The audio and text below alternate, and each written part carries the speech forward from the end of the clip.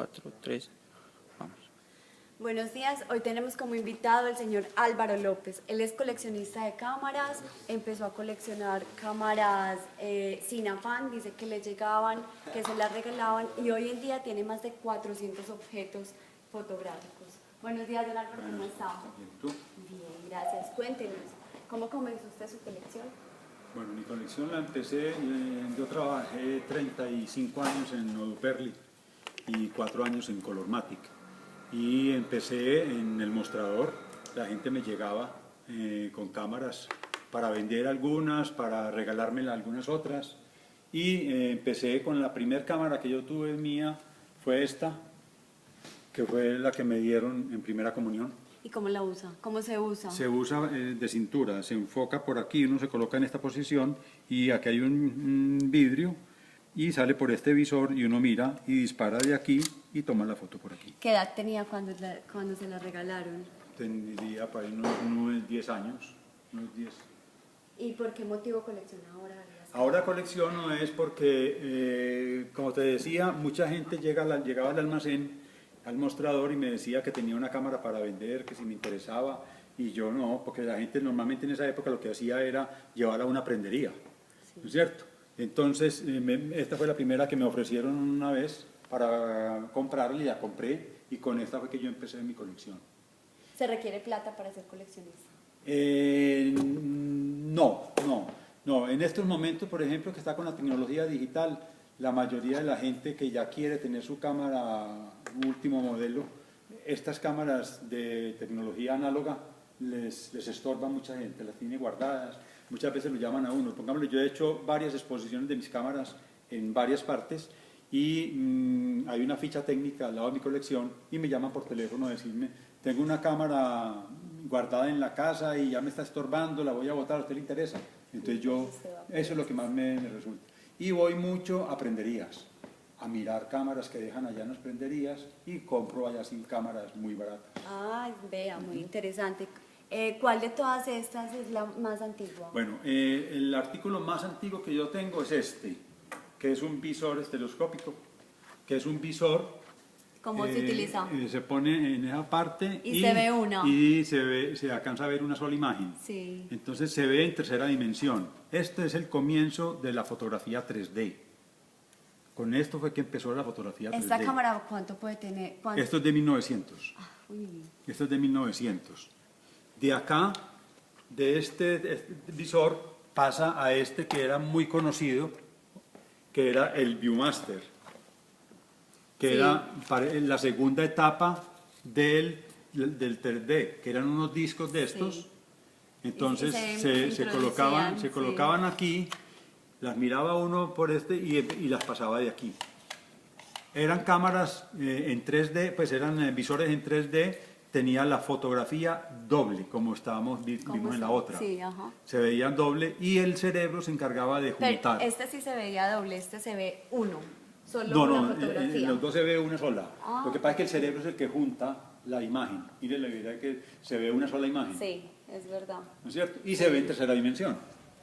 ¿Alguna de estas cámaras necesita rollo? ¿Se consiguen los rollos? Esta, por ejemplo, esta era la cámara con que se tomaba estos discos, los disquitos estos. Sí. Se tomaban con esta cámara, mira que tiene 2 lentes. Ajá. Entonces tomaba 2 fotos simultáneamente y utilizaba película común y corriente, película análoga. Entonces tomaba uno la fotografía, la mandaba a procesar y la montaba en el disquito y la veía acá en este visor. Esa era la segunda etapa de la fotografía en 3D y ya ahí pasó ya a la fotografía en 3D. Bueno, veo una muy particular que es esta. Esa es, sí. Es una cámara que la que llamaba espionaje. Esa era la cámara que utilizaba James Bond. Era una cámara que se transportaba cerrándola y abriéndola y se disparaba de acá. Una cámara muy fácil de llevar, muy pequeña, entonces por eso se llamaba de espionaje. Y esta es una camarita que tiene muchos accesorios, tiene su flash electrónico para tomar fotografías con flash. Le ponían el flash aquí, ¿no es cierto? Tenía un soporte acá para ponerle trípode y poderla parar así para ponerle en un trípode. ¿Alguna de estas cámaras funciona en este momento o ya son como no, más cámaras?